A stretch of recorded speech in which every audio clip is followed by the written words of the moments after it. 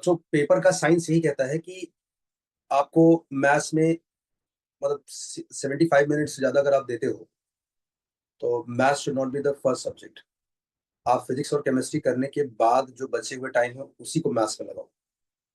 भले ही आपको मैथ्स बहुत अच्छा लगता हो बट आपको ग्रॉस भी अच्छा बनाना है। तो आप पहले तो आई वुड रिकमेंड यू कि if you want give more time more than 60 minute to maths, then physics और केमिस्ट्री सीक्वेंस में सबसे पहले होनी चाहिए। उनसे जो बचे हुए टाइम है वो मैथ्स में डालो। क्योंकि क्या हो सकता है मैथ्स में आप 4 नंबर पाने के लिए जितना टाइम दे रहे हो उतने में फिजिक्स एंड केमिस्ट्री टोटल मिला करके शायद आपको 10-12 नंबर दे सकते हैं। तो आपको इस बात का ध्यान रखना चाहिए। You should score good in maths but not at the cost of physics and chemistry का टाइम। यही चीज जरूर आप दिमाग में रखो। तो ये है ग्रुप बहुत अच्छा पेपर, मतलब इस पेपर ने 2022 की याद दिलाई। जिसका भी ये पहला पेपर तुम्हारा था ना मुबारिक से, हाँ। तो मतलब इसमें डर लगना मैथ्स के करते करते बहुत लाजमी है। और इसमें तो ऊपर से फिजिक्स भी पिछले 4 साल में हार्डेस्ट है। अच्छा इसमें वो भी है हार्ड। हाँ सर, फिजिक्स बहुत टफ थी इस मतलब। पेपर का हाईलाइट फिजिक्स था, आप सोचो मैथ ऐसा है और इस पेपर का हाईलाइट फिजिक्स था कि फिजिक्स टफ आया था। उसमें कितना मार्क्स था 99 के लिए? फिजिक्स में कुछ 60 समथिंग, आई थिंक 60s में, हाँ वरना अच्छा बकर रिलेटिवली मतलब उसे। अरे बाकी 85 है हर सारे में पेपर एक में। ही था। हाँ, 85 है बाकियों में, इसमें 60 हो गया। 99 बनने के लिए क्या। हम्म। केमिस्ट्री में भी 60s में ही था, तो सर वैसे उसमें तो इजी पेपर आना अच्छा होता है कि टफ पेपर? टफ। देखो मैं तुम्हें एक स्टैटिस्टिक बताता हूँ।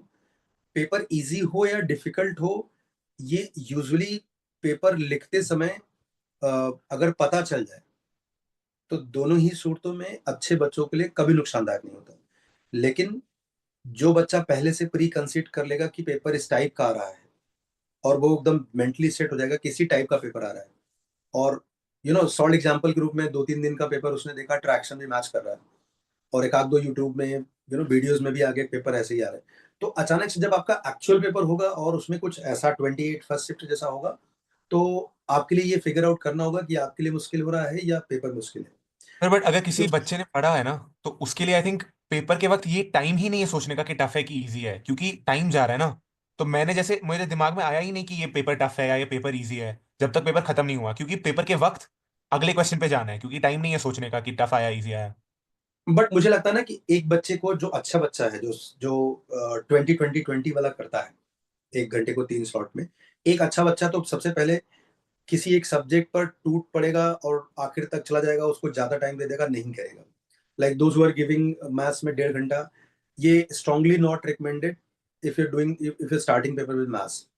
आपको फिजिक्स और केमिस्ट्री के बचे हुए टाइम, बचे हुए मतलब करने के बाद जो बच जाएंगे, वही तुमको मैथ्स के लिए ऑनर करना चाहिए। और एक अच्छा बच्चा जो पहले 20 मिनट में 8 क्वेश्चन लेता है, उससे ये समझ जाएगा कि इस 20 मिनट में 8 की जगह अगर 3 हुआ या 4 हुआ तो पेपर का स्ट्रेंथ क्या है, क्योंकि वो पहले 20 मिनट में आसान क्वेश्चन ढूंढेगा, है ना। उससे ये खबर लग जाएगी कि ये लो स्कोरिंग पेपर होगा और थोड़ा मुश्किल पेपर है, तो वो सही डिसीजन ले पाएगा।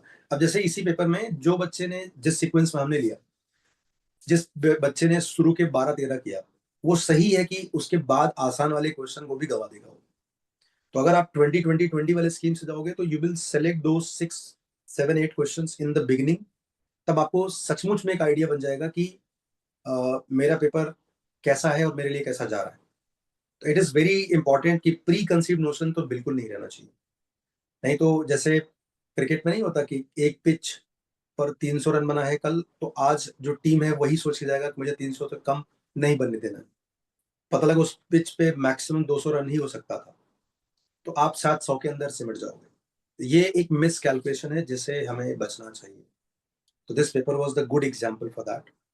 जिन लोगों ने शुरू के 6 पेपर किए और उन्होंने देखा कि इजीली मैथ्स में 60 से 70 आ रहे हैं, है ना, उनके लिए ये बहुत ईगो पे आ जाएगा और उनको लगेगा कि सिर्फ उन्हीं के साथ खराब हो रहा है। ये तो बात बाद में मालूम चलेगा ना कि 39 मार्क्स पे ही आया। तो पेपर के अंदर कैसे पता चलेगा, ये आप जब 20-20-20 मिनट्स के करोगे तभी पता चलेगा। पहले 20 मिनट्स में यूजुअली आपके साथ क्या हो रहा है और इसमें क्या हो रहा है, तो आप पूरे पेपर को करने के बाद जब पूरा टाइम चला जाएगा तब ये पता नहीं चलेगा कि पेपर टफ है। पहले ही 20 मिनट में पता चल जाएगा। You will have time to plan for the next 40 minutes. तो इसलिए स्लॉट्स बनाना बहुत जरूरी है। वन गो में 1 घंटे के लिए एक सब्जेक्ट के लिए जाओगे तो पूरा टाइम खत्म होने के बाद आपको पता चलेगा कि पेपर क्या था। वो मतलब आइस इन सैंड जैसा हो जाएगा, सैंड इन आइस टाइप का। एंड ये सबसे पता चलता है कि एवरेज तुम लोगों को लड़ने की क्षमता बेहतर हुई पहले से, मतलब एवरेज एबव ऑल अगर देखा जाए, आसान डिफिकल्ट, तुम्हारा फाइटिंग स्पिरिट पहले से बहुत बेहतर हुआ है। At least you are able to identify easy and difficult questions. So that's a very good quality to go for the next level like advanced. Very good quality to have. हाँ जी, बोलो क्या बोलना था?